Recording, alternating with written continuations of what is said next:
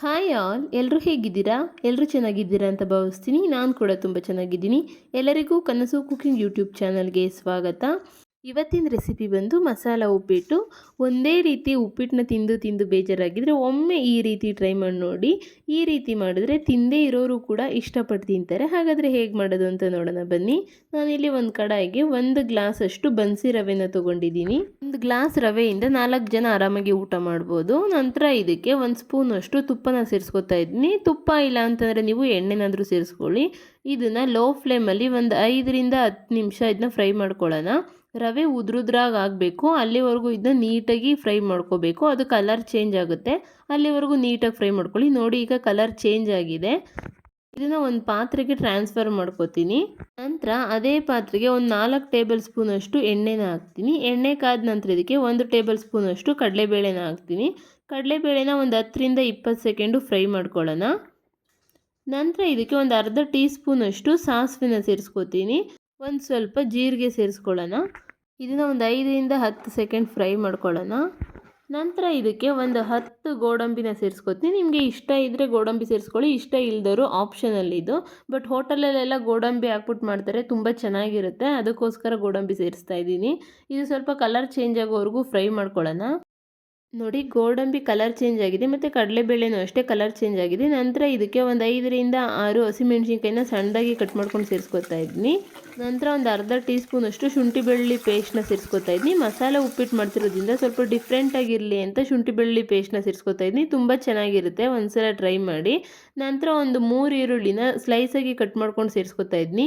ಈರುಳ್ಳಿನ ಆದಷ್ಟು ಸ್ವಲ್ಪ ಜಾಸ್ತಿನೇ ಹಾಕಿ ಉಪ್ಪಿಟ್ಟಿಗೆ, ತುಂಬ ಚೆನ್ನಾಗಿರುತ್ತೆ. ಈರುಳ್ಳಿ ಸ್ವಲ್ಪ ಕಲರ್ ಚೇಂಜ್ ಆಗೋವರೆಗೂ ಬಾಡಿಸ್ಕೊಳ್ಳೋಣ. ನಂತರ ಇದಕ್ಕೆ ಹಸಿ ಕರ್ಬೇವಿನ ಸೊಪ್ಪನ್ನ ಸೇರಿಸ್ತಾ ಇದ್ದೀನಿ. ನೋಡಿ, ಈರುಳ್ಳಿ ಕಲರ್ ಚೇಂಜ್ ಆಗಿದೆ.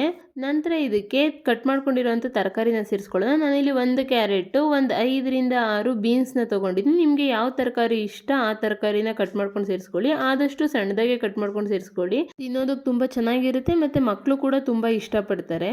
ನಂತರ ರುಚಿಗೆ ತಕ್ಕಷ್ಟು ಉಪ್ಪು ಸೇರಿಸ್ಕೊಳ್ಳೋಣ.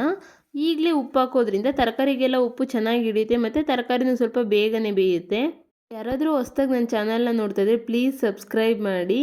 ರೆಸಿಪಿ ಇಷ್ಟ ಆದರೆ ಲೈಕ್ ಮಾಡಿ ಮತ್ತು ನಿಮ್ಮ ಫ್ರೆಂಡ್ಸು ಫ್ಯಾಮಿಲಿ ಮೆಂಬರ್ಸ್ಗೆ ಶೇರ್ ಮಾಡಿ. ನಂತರ ಇದಕ್ಕೆ 2 ಟೊಮೆಟೊನ ಸಣ್ಣದಾಗಿ ಕಟ್ ಮಾಡ್ಕೊಂಡು ಸೇರಿಸ್ಕೊತಾ ಇದ್ದೀನಿ. ಟೊಮೆಟೊ ಸ್ವಲ್ಪ ಸಾಫ್ಟ್ ಆಗೋವರೆಗೂ ಬೇಯಿಸ್ಕೊಳ್ಳೋಣ. ನಾನು ಲಿಡ್ ಕ್ಲೋಸ್ ಮಾಡ್ತಾ ಇದ್ದೀನಿ. ಒಂದು 5 ನಿಮಿಷ ಇದು ಲೋ ಫ್ಲೇಮಲ್ಲೇ ಬೇಯಿಸ್ತೀನಿ, ತರಕಾರಿ ಎಲ್ಲ ಚೆನ್ನಾಗಿ ಬೇಯಲಿ ಅಂತ. ನೋಡಿ, ತರಕಾರಿ ಆಲ್ಮೋಸ್ಟ್ 60% ಬೆಂದಿದೆ.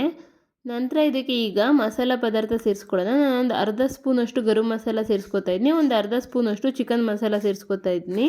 ಪೌಡರ್ ಹಾಕಿ ಜಾಸ್ತಿ ಹೊತ್ತು ಬೇಯಿಸೋಕೆ ಹೋಗಬೇಡಿ. 1ರಿಂದ 2 ನಿಮಿಷದಷ್ಟು ಫ್ರೈ ಮಾಡ್ಕೊಂಡಿದ್ದ ನಂತರ ನೀರು ಸೇರಿಸ್ಕೊಂಡ್ಬಿಡ್ಬೇಕು, ಇಲ್ಲಾಂತಂದರೆ ತಳ ಹಿಡಿದ್ಬಿಡುತ್ತೆ. ಒಂದೇ ರೀತಿ ಉಪ್ಪಿಟ್ಟು ತಿನ್ನೋದಕ್ಕಿಂತ ಈ ರೀತಿ ಒಮ್ಮೆ ಟ್ರೈ ಮಾಡ್ಕೊಂಡು ತಿನ್ನೋಡಿ, ಮಕ್ಕಳು ತುಂಬ ಇಷ್ಟಪಡ್ತಾರೆ. ಕೆಲವೊಬ್ಬರು ಉಪ್ಪಿಟ್ಟು ತಿನ್ನೋದಕ್ಕೆ ಇಷ್ಟಪಡಲ್ಲ, ಈ ರೀತಿ ಒಂದ್ಸಲ ಮಾಡಿಕೊಡಿ, ತುಂಬ ಇಷ್ಟಪಟ್ಟು ತಿಂತಾರೆ. ನಂತರ ಇದಕ್ಕೆ ಒಂದು ಅರ್ಧ ಟೀ ಸ್ಪೂನ್ ಅಷ್ಟು ಖಾರದ ಪುಡಿನ ಸೇರಿಸ್ಕೊತಾ ಇದ್ದೀನಿ. ಸ್ವಲ್ಪನೇ ಸೇರಿಸ್ಕೊಳ್ಳಿ, ಯಾಕೆ ಅಂತಂದರೆ ಹಸಿಮೆಣ್ಸಿನ್ಕಾಯಿ ಮುಂಚೆನೇ ಉಪಯೋಗಿಸಿರ್ತೀವಿ, ಅದಕ್ಕೋಸ್ಕರ. ಖಾರದ ಪುಡಿ ಹಾಕೋದ್ರಿಂದ ಒಳ್ಳೆ ಕಲರ್ ಬರುತ್ತೆ ಮತ್ತು ಟೇಸ್ಟೂ ಚೆನ್ನಾಗಿರುತ್ತೆ. ನಂತರ ಈ ಗ್ಲಾಸಲ್ಲಿ ನಾನು 1 ಗ್ಲಾಸ್ ಅಷ್ಟು ಬನ್ಸಿ ರವೆನ ತೊಗೊಂಡಿದ್ದೆ. ಅದಕ್ಕೆ 3 ಗ್ಲಾಸ್ ಆಗೋವಷ್ಟು ನೀರನ್ನ ಸೇರಿಸ್ಕೊತಾ ಇದ್ದೀನಿ. 3 ಗ್ಲಾಸ್ ಸೇರಿಸಿದ್ರೆ ಬನ್ಸಿ ರವೆ ತುಂಬ ಉದುರುದ್ರಾಗಿ ಉಪ್ಪಿಟ್ಟು ತುಂಬ ಚೆನ್ನಾಗಿ ಬರುತ್ತೆ. ನಿಮ್ಗೆ ಇನ್ನೂ ತೆಳು ಬೇಕು ಅಂತಂದರೆ ಒಂದು 3.5ರಿಂದ 3.25 ಗ್ಲಾಸ್ ನೀರು ಸೇರಿಸ್ಕೊಂಡ್ರೆ ತೆಳುವಾಗಿ ಉಪ್ಪಿಟ್ಟು ಬರುತ್ತೆ. ನಿಮ್ಗೇನಾದರೂ ಉದುರುದ್ರಾಗಬೇಕು ಅಂತಂದರೆ 3 ಗ್ಲಾಸ್ ಸೇರಿಸ್ಕೊಳ್ಳಿ, ಸಾಕಾಗುತ್ತೆ.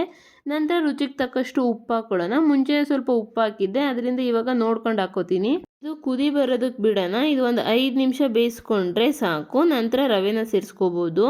ನೋಡಿ, ಇವಾಗ ಕುದೀತೈತೆ, ತರಕಾರಿನೂ ನೀಟಾಗಿ ಬೆಂದಿರುತ್ತೆ.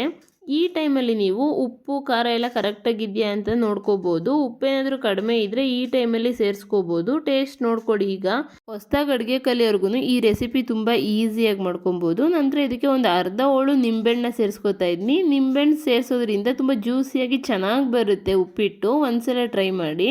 ನಂತರ ಹುರಿದಿಟ್ಟಿರೋ ಅಂಥ ರವೆನ ಸಣ್ಣದಾಗಿ ಬಿಟ್ಕೊಂಡು ತಿರುಗಿಸ್ಕೊಳ್ಳೋಣ. ಆಲ್ಮೋಸ್ಟ್ ಬನ್ಸಿ ರವೆ ಏನು ಅಷ್ಟು ಗಂಟಾಗೋದಿಲ್ಲ, ಸಣ್ಣದಾಗಿ ಬಿಟ್ಕೊಂಡು ತಿರುಗಿಸ್ಕೊತಾ ಇದ್ದರೆ ನೀಟಾಗಿ ಚೆನ್ನಾಗಿ ಆಗಿಬಿಡುತ್ತೆ ಉಪ್ಪಿಟ್ಟು. ಫಸ್ಟ್ ಟೈಮ್ ಏನಾದರೂ ನೀವು ಮಾಡ್ತಾ ಇದ್ದರೆ ಅಳತೆ ಪ್ರಕಾರ ಮಾಡ್ಕೊಳ್ಳಿ. 1 ಗ್ಲಾಸ್ ರವೆಗೆ 3 ಗ್ಲಾಸ್ ನೀರು ಹಾಕಿದ್ರೆ ಸಾಕಾಗುತ್ತೆ. ಆಮೇಲೆ ನಿಮಗೇ ಗೊತ್ತಾಗುತ್ತೆ ಎಷ್ಟು ರವೆಗೆ ಎಷ್ಟು ನೀರು ಹಾಕಬೇಕು ಅಂತ. ನೋಡಿ ಈ ರೀತಿ ರವೆ ಹಾಕಿದ ನಂತರ ಮಿಕ್ಸ್ ಮಾಡ್ಕೋತಾ ಇರಿ, ನಿಮಗೆ ಗೊತ್ತಾಗ್ಬಿಡುತ್ತೆ, ಹಳ್ದಾಗ ಸರಿ ಹೋಗುತ್ತೆ.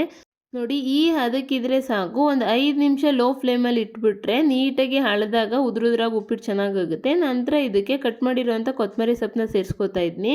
ಕೊತ್ತಂಬರಿ ಸೊಪ್ಪನ್ನ ಸೇರಿಸಿ ಲಿಡ್ ಕ್ಲೋಸ್ ಮಾಡ್ತೀನಿ ನಾನು. ಲೋ ಫ್ಲೇಮಲ್ಲಿ ಒಂದು 5 ನಿಮಿಷ ಇದನ್ನ ಬೇಯಿಸ್ತೀನಿ.